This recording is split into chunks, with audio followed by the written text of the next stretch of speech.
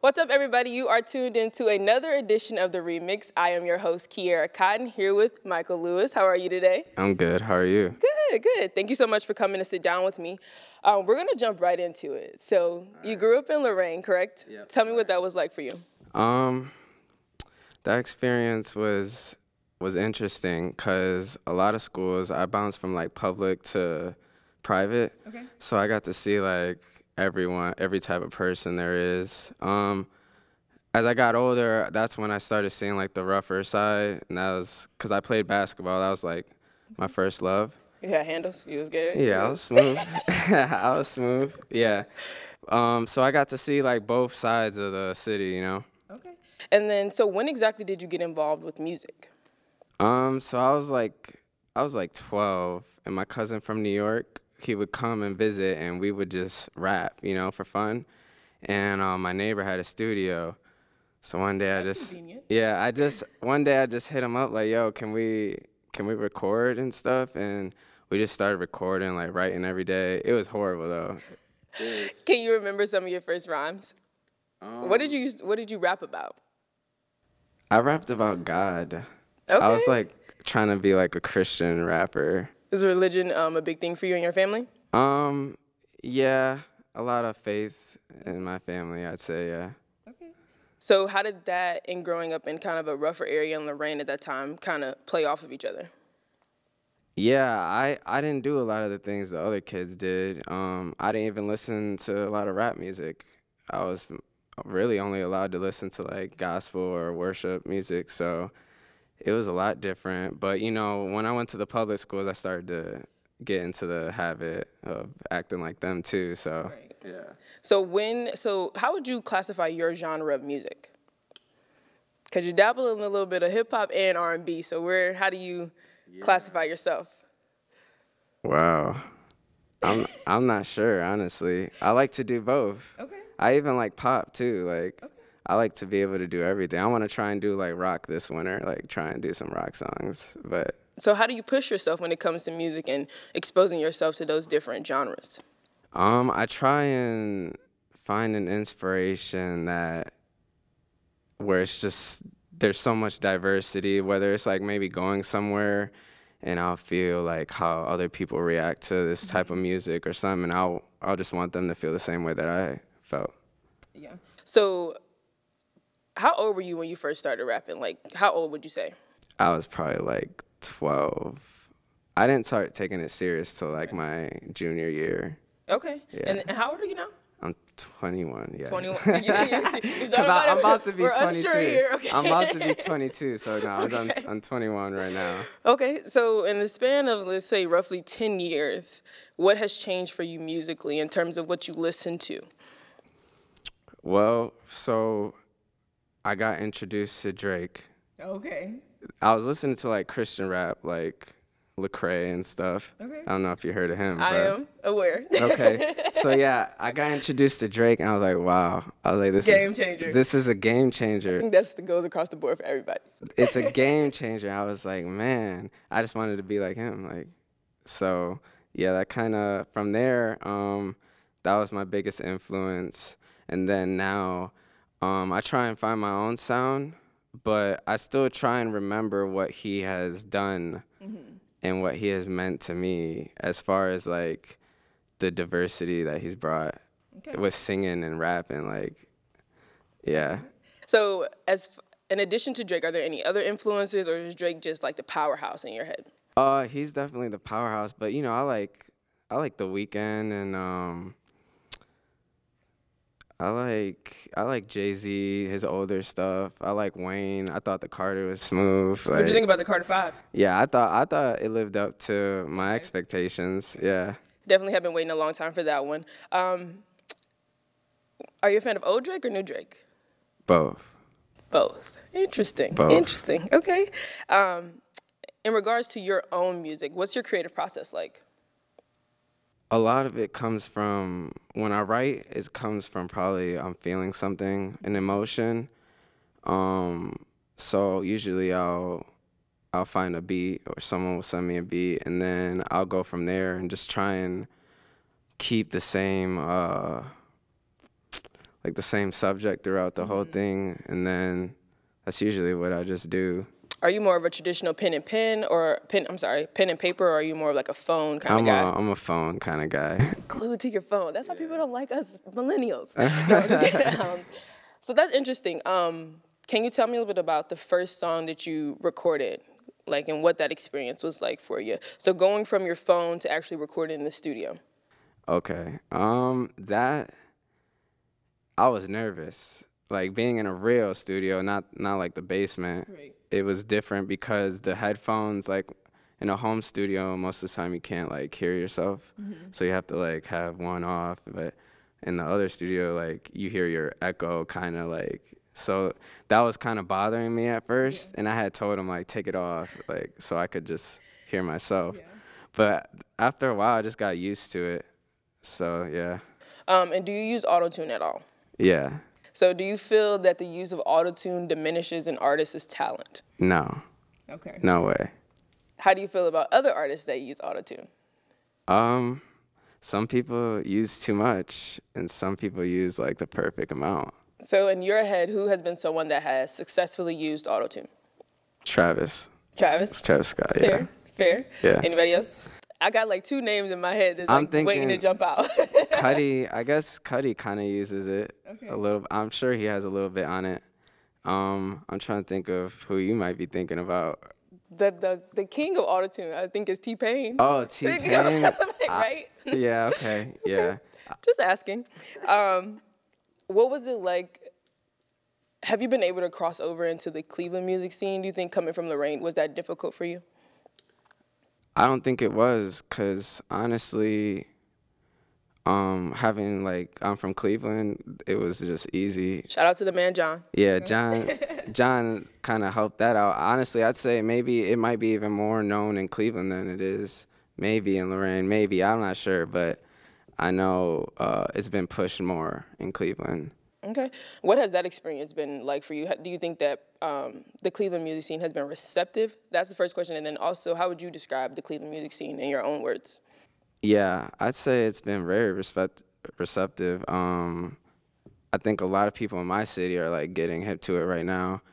And then the other question, I guess I see it as everyone trying to tell their story. Everyone has their own like little way of making their songs different from each other, but maybe the story might be even the same too. So, what do you think is your most unique quality about yourself and in regards to your music? I think I'm very honest. Okay. Yeah, I'm very honest, and I can do anything, I think, as far as like singing and rapping. Okay. So you talk about honesty. So and you're very candid on social media. In one Instagram post, you said, "I never made music to get clout. I did it for my own health."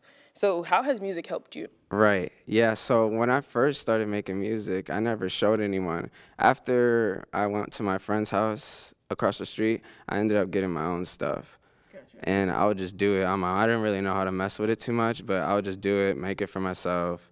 And I did that till about my junior year. And I did that to express myself, you know. And I started taking it serious because I noticed, you know, basketball wasn't really going to work out for me. So I was like, how am I going to get these emotions out? And I just was like, I need to take music more serious. Okay. Has it always been an outlet, or was there something else?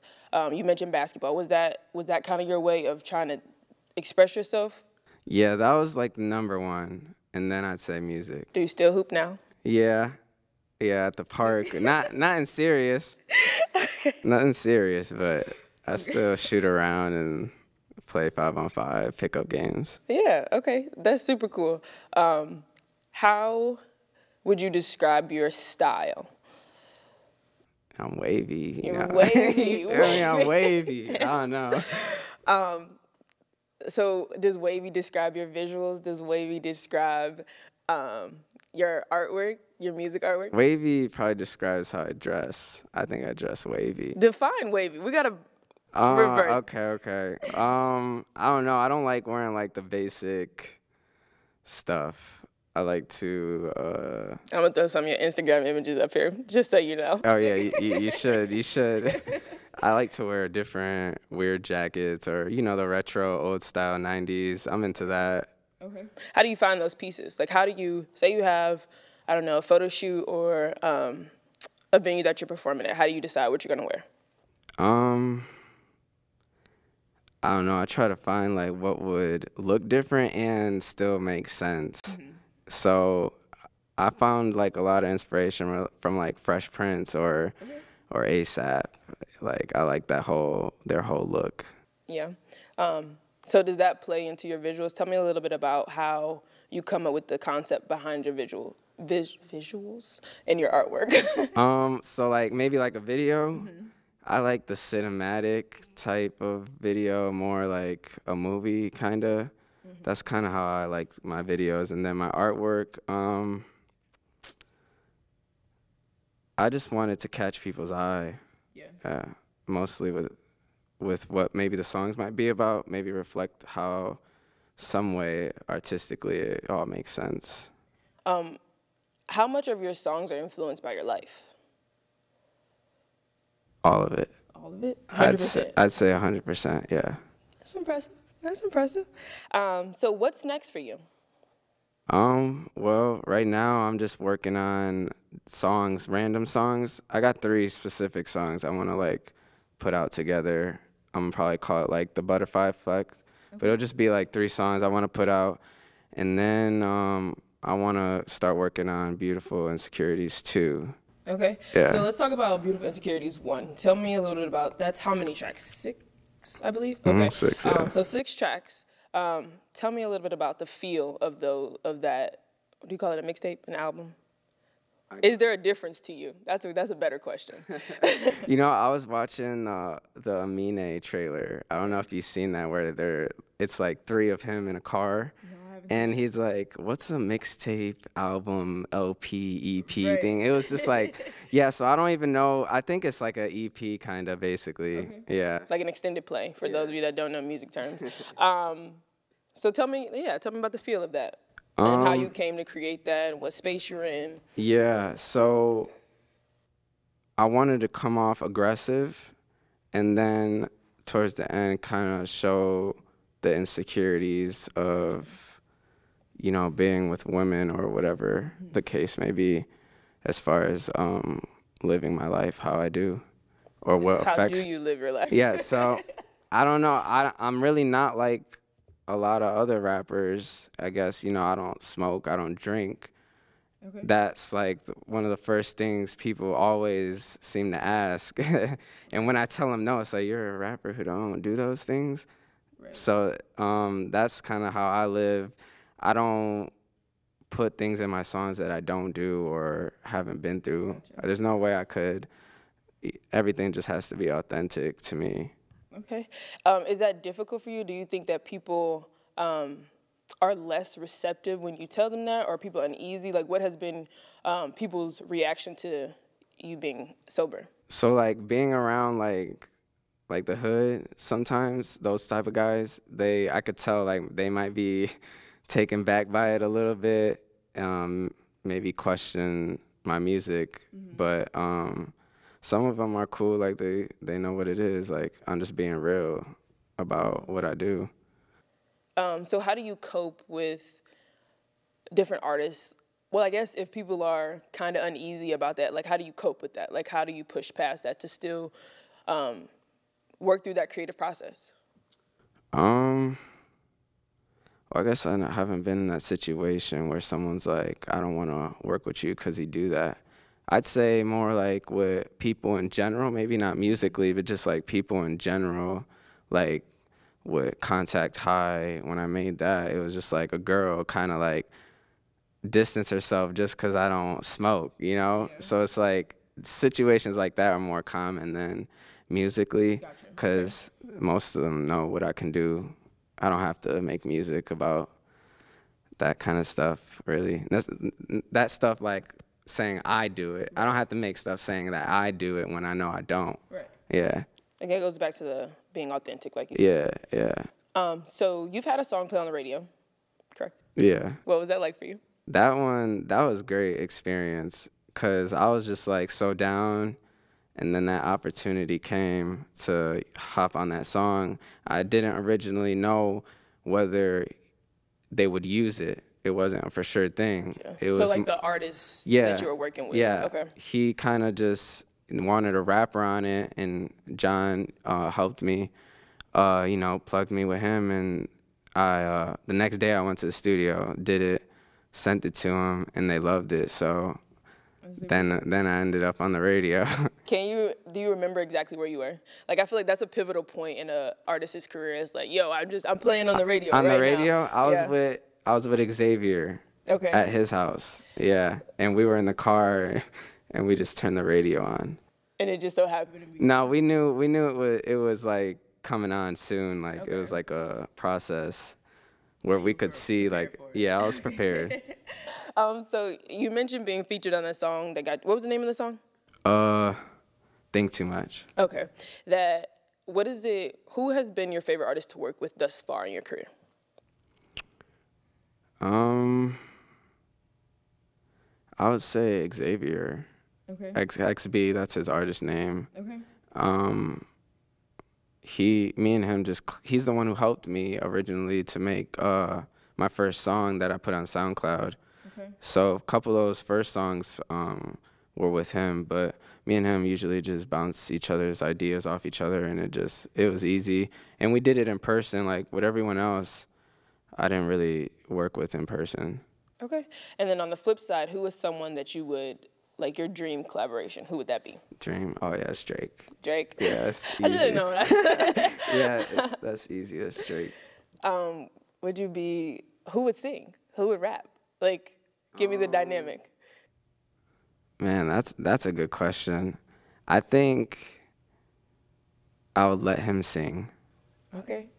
And you go with the bars? No. He might have to rap. It depends what the beat. It depends what the beat is. I guess it depends what the beat is. I'd maybe want more of a rap song maybe than a singing song if I had to choose. Okay. I'd probably pick a rap song just because that might be the bigger song versus R&B. What you really want to say is like, I need a whole album. Yeah. I need like at least 3 songs. Okay, at least 3. All right, that's cool. Tell me about you currently. Music, what's going on? So yeah, I'm just working on those songs. I got a video that we've been working on. I'm just waiting for them to send it back right now. And Beautiful Insecurities too. And I'm just trying to balance that in school. So. What are you in school for? I go to school for business management. Okay. Yeah. Okay. How does that play a role in your career? Was that strategic and like I want to manage my own career type of thing? Or It wasn't. Honestly, a lot of family and stuff are like, you should just do business management, and it's more open, and I could go into a little bit of everything. Okay. As far as like marketing and stuff like that. But honestly, I just want to make music. But even, you know, I've learned some things that I could use for the music. Yeah. Ultimately, do you want to be an artist? Like, if you could be an artist full time, is that something that you would want to do? Yeah. Okay. Yeah. Fair enough. So where can people find you? They could find me on SoundCloud, Apple Music, Spotify, Google Play, all that. And then on Instagram and Twitter, it's Michael Lewis XX. All right. Well, that's all I have for you guys today. Thank you so much for tuning in to another edition of The Remix. He is Michael Lewis, and I am Kierra Cotton. Thanks so much for watching.